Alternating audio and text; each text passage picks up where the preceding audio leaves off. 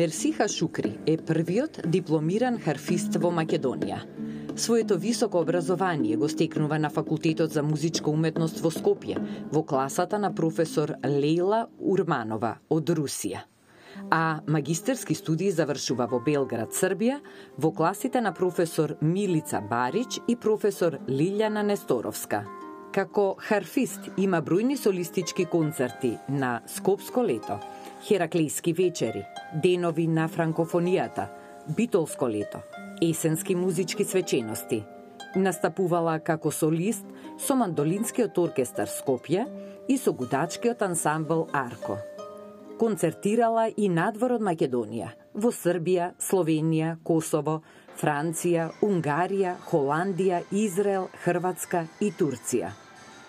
Влезена е во Гинисовата книга на рекорди како дел од најголемиот и најдолг оркестар на харфи на 10-тиот светски конгрес одржан во Амстердам. Има издадено CD «Звуците на харфата», кое е и прво издание со музика за соло харфа во Македонија, а има аудио и видео снимки за македонската радиотелевизија. Член е на Светската асоциација на харфисти и кореспондент за Македонија. Мерсиха, зошто се одлучи да свириш на харфа? Сосема случајно. Никогаш не сум планирала, никогаш не сум имала некоја визија дека ете харфа ќе свирам. Како дете почнав да свирам пијано и долго време свирев со години, меѓутоа кога дојде веќе каде ќе се насочам во средното образование, едноставно не се пронаоѓав како клавирист, бидејќи по природа сум можеби авантурист во позитивна смисла, сакам нови работи, сакам нешто што ќе ме исполнува, сакам да концертирам а со клавирот нормално, освен како солистички инструмент и како педагогија не можете нешто многу повеќе, а сакам да бидам и дел од ансамбл, да музицирам со други музичари и можеби ете случајно се погоди, јас велам универзумот така сакал, иако нели обично викаме дека ништо не е случајно. Значи, во тоа време, бидејќи немаше одсек харфа, на предлог на татко ми, кој во тоа време работеше во музичкото училиште, да се изучуваат инструменти кои не се изучувале дотогаш, меѓу кои и харфата, нели? И имаше еден информативен час, на кој што беа дојдени две сестри русинки, од која едната подоцна ми беше професорка тука, и така почна моето патешествие, што го викам јас Мерси харфа, затоа што, нели, еден информативен час направи да јас денес се бавам професионално со харфата. Колку и на кој начин харфата всушност ти го оформи и твојот животен пат, не само професионален? Па знаете како, уметникот генерално ја живее својата професија. Ние, значи, не можеме да кажеме дека имаме свој приватен или професионален живот, нас ние се испреплетено, така да многу го има променето. Од една страна беше предизвик, затоа што бев прва, немаше програма, план, бев еден вид како експеримент и сите се учеа, освен јас што се учев, нели, како тоа ќе одам по тој пат, и останатите околу мене. Немав инструмент, кубурев со вежбање, нели, значи годев оној трновит пат, меѓутоа кога ќе се навратам наназад вака години, па драго ми е што сум го поминала можеби на потежок пат, меѓутоа сум научила многу како во животот да се изборам и да ги ценам малите нешта. Харфата е инструмент што создава на вистина волшебни звуци, но во исто време е и, би рекла, тежок инструмент за музицирање. Која е најважната специфика, освен секако големината на инструментот? Па добро, харфата иако изгледа, нели, вака голема, таа не е многу тешка, околу 40 на килограми, тука од прилика се движи. Она што е многу важно и што обично гледачите или слушателите кога ја гледаат, слушаат харфата, и гледаат само рацете на харфистот кога свири, на свирачот, меѓутоа ние во подножието на самата харфа имаме уште 7 педали кои што ги користиме во текот на свирењето.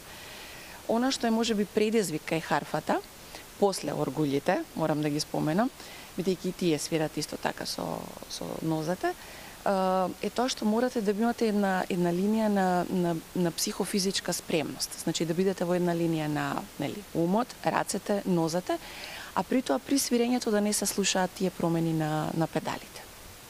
Колку харфисти има денес во нашава земја?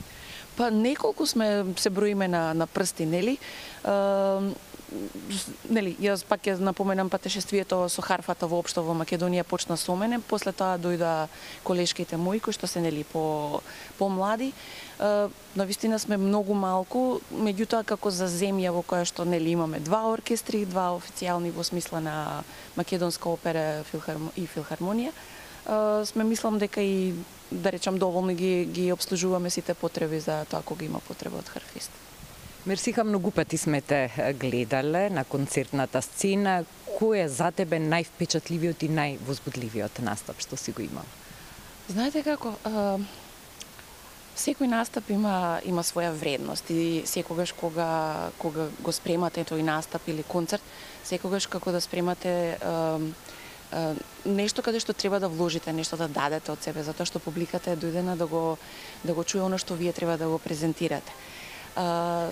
Не зборувам за техничкиот аспект како ќе биде отсвирено, меѓутоа во смисла да биде обмислено, да биде емотивно, емоциите, значи да се искаже таа вистинската смисла на музиката, каде што ќе допре до слушателот, до гледачот и кога навистина ќе го добиете оној аплауз на крајот, тоа е најголемата награда која што може да ја добие еден уметник, иако нели во денешно време не можеме да кажеме дека се живее само од аплаузот, мораме и таа друга страна да ја гледаме. Секој настап за мене е посебен и се давам максимално затоа што моето мото е секогаш да бидам јас лично да бидам подобра од тоа што сум била вчера. Значи наредниот настап кој што ќе биде да биде или концерт да биде подобар од оној претходен. Можеби еве нешто што би одвоила во моментов, ќе се бидејќи нели сме во денот на влюбените и сме во символот на страста, љубовта, на фламенкото, би го издвоила можеби концертот со камерниот оркестар Арко, со мојот брат Ерхан Шукри, каде што навистина изведовме оригинални дела напишани и премиерно во Македонија за харфа и оркестар и од Дебора Хенсон, каде што навистина самото дело изобилува со многу емоции, со многу љубов, со многу шпанска музика, а знаеме што носи шпанската музика и кои чувства ги буди, самиот ритам, самата мелодија. Ето тоа можеби во моментов како асоциација на празникот. И за крај, Мерсиха, без што уште не можеш да го замислиш својот живот, освен без харфа? Без пријателите, оние искрените, без љубовта во смисла љубовта кон животот, не онаа љубов која што нели обично знаеме, да? Љубов може да постои према се што правиме. Значи без духовната надградба, она што не чини да се издвојуваме и да растеме сами, нели онака како што ние сакаме. Да гледаме малку со отворено срце, не само со очите. Ти благодарам за одвоеното време и за можноста да уживаме слушајќи ги звуците на харфата и твоите интерпретации. Ти посакувам многу успехи во иднина во име на телевизија Алфа. Ви благодарам многу на чиста и секогаш ние сме веќе долги пријатели. Многу ми е драго што вашата телевизија секогаш не поддржува.